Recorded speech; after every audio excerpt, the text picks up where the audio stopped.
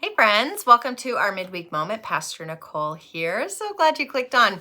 Well, this weekend we wrapped up our sermon series, Haunted Heart, exorcising the demons that possess us by talking about a really tricky demon, addiction, and that demon of self-comfort.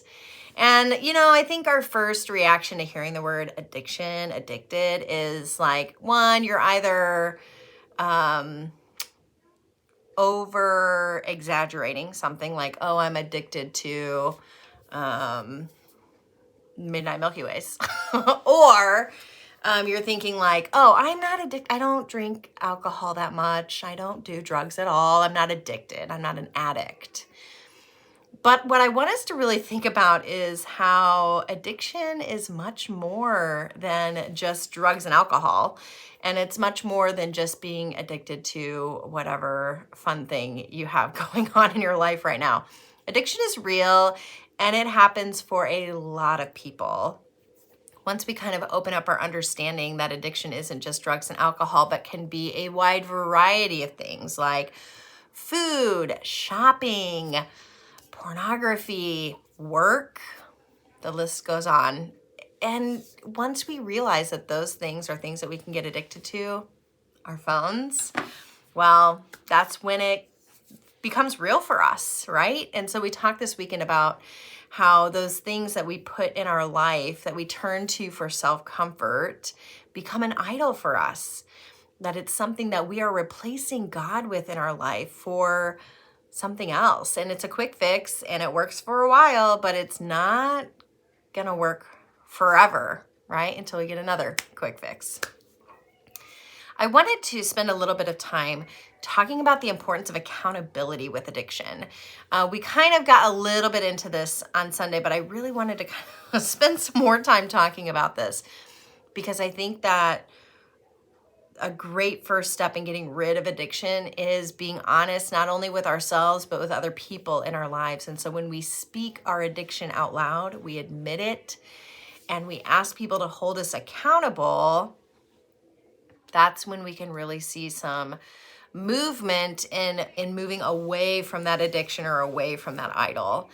So some of the ways that we might do that practically today is to just talk to a friend or a family member, a therapist, and say, hey, I'm really struggling with this. Can you ask me about it on a regular basis? Can you check in with me about this and see how I am doing?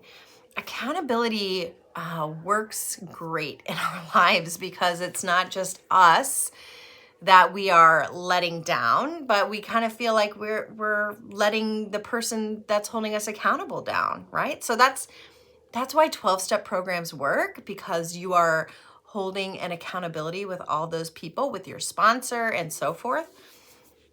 But in our lives, it's a great way to tackle those things that we're addicted to. The other is to just put up some boundaries in our life. And so, I have screen time limits on my phone, on my kids' phones, because I know that unchecked phone usage is an easy addiction.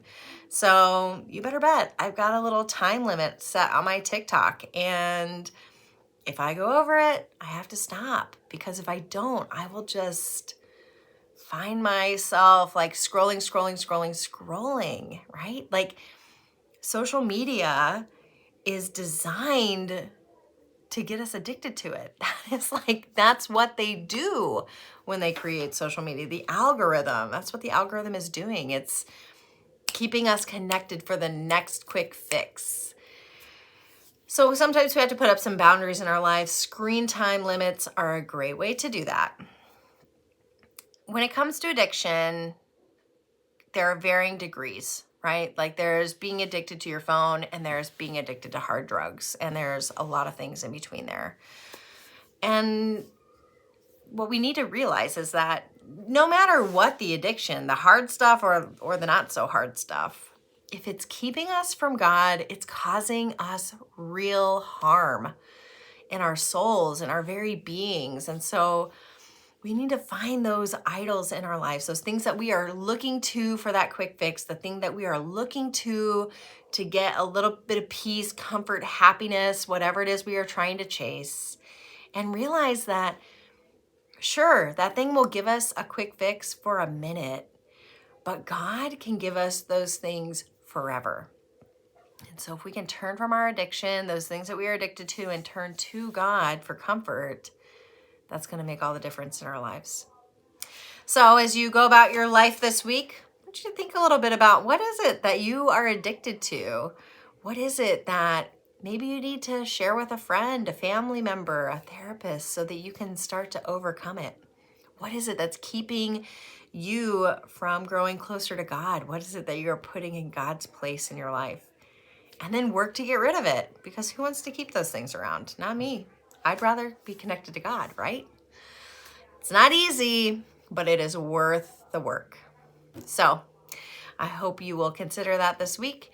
Join us this weekend. We're kicking off a new sermon series called House Rules. You're not going to want to miss that. Join us in person or online. We'll see you guys next time. Bye.